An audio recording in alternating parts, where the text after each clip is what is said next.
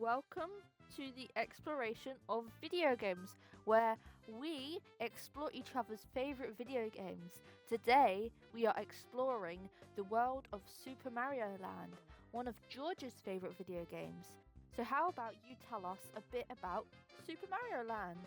Shh, that's not the name, is it? No, that's not the name.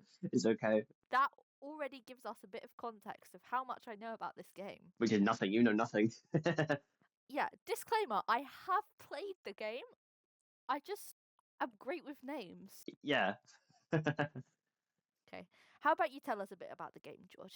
So Mario 3D Land is a 3D platformer where the player controls Mario through just lots of interesting levels, and you've got to get to the end and save the princess. If you didn't know, a 3D platformer is a type of game, sort of like an obstacle course, where the player has to navigate a three-dimensional environment using skills like running and jumping over obstacles to reach the end or the goal or wherever.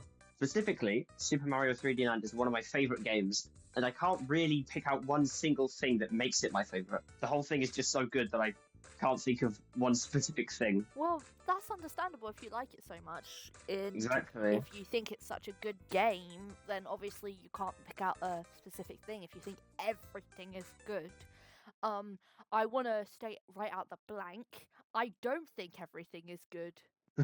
That's fair.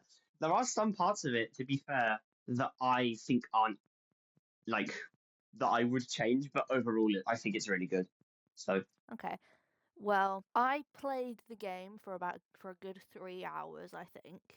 And I made a list of my likes and dislikes. Are you ready to hear my hot takes? I'm ready to hear your horrible opinions. Well, I'm going to start with something nice. I really like the cutscene at the beginning. I like the art style. I like how it went from 3D to 2D.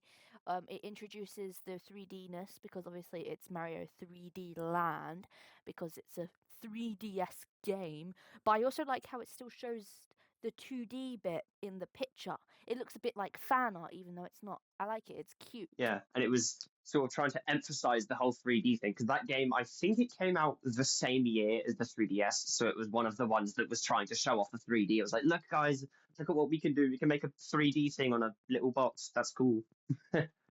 Oh, interesting. So it's like an advertising pull. Yeah, well, of course, a lot of 3DS games do use 3D graphics because that's what it does.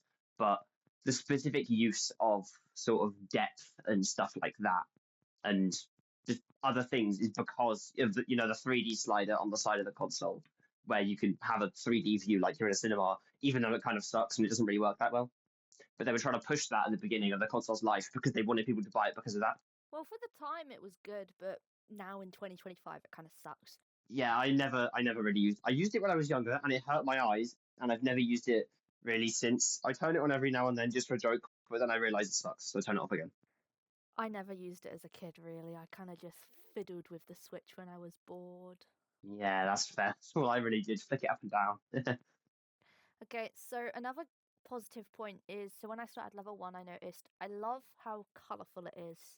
I know that's with all Mario games, but I just thought I'd point it out. It's lovely and colourful, it's positive, it's definitely a game made for everyone. There's always a good thing. Yeah, it's a happy game. Nice art style. I love the art style especially.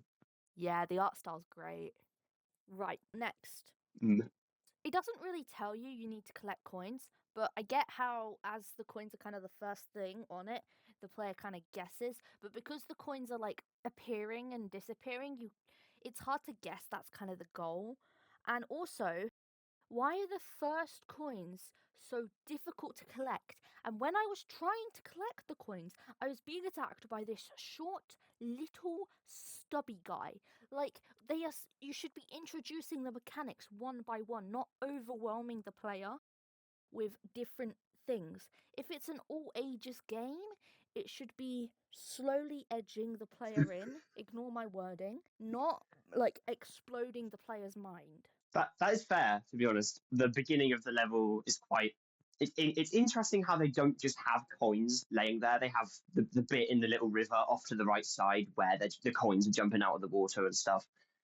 Admittedly, it is a little bit confusing, but it's just, to be fair, it doesn't need to tell you what to do specifically. You can just explore and try to figure out things at your own pace, and then you might just realize, oh, if I touch this coin, I don't die.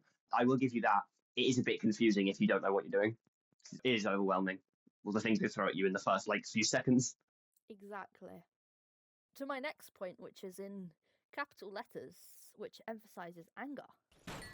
I don't know the names of the bad guys or the good guys. Why do you think that's important, though? Because, like, if I want to talk about the game with my friends, I want to know the names of the guys. Like, I don't want to go short, stubby guy. I want to go, this Jimmy Fallon killed me last night 6 times. How are you playing the game? That's my favorite Mario character. Jimmy Fallon. Yeah. So to be fair, it doesn't. I don't think in the game it ever does tell you the names of the enemies. And in general, Mario games aren't really that good about telling you the enemies' names. So that's fair enough. Yeah. Why though? Because like Mario, it's Nintendo. And Nintendo capitalized off of everything, and they could capitalize so much better if they were more clear on the characters' names. But to be fair, if you see a little plushie of, the short, stubby guy, the Goomba, if you see that, you can identify it by appearance, and you'll be like, oh, that's what that is. That's a little plushie of my silly guy. I want to buy that. I like the silly guy, Yeah, but if I knew the silly guy's name... Wait, so it's a Goomba? Yeah, Goomba. Okay, I could go, the Goomba's my favourite guy. I love the Goomba. And I could go on Amazon and search Goomba, and I could buy a Goomba. That's true. If you searched Super Mario short stubby guy, you might not find anything. Exactly. So that's fair. So I do have a point. Yeah. Anyways, thank you all for watching. I hope you enjoyed me and George talking about Super Mario Land 3D. Did I get that name right, George? Super Mario 3D Land. Also, you wouldn't say thanks for watching, you say thanks for listening, because it's a podcast, not a video. But okay. Fuck you.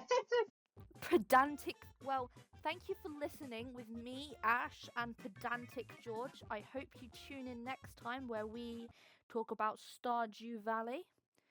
Please rate us on SoundCloud. Hear you next time.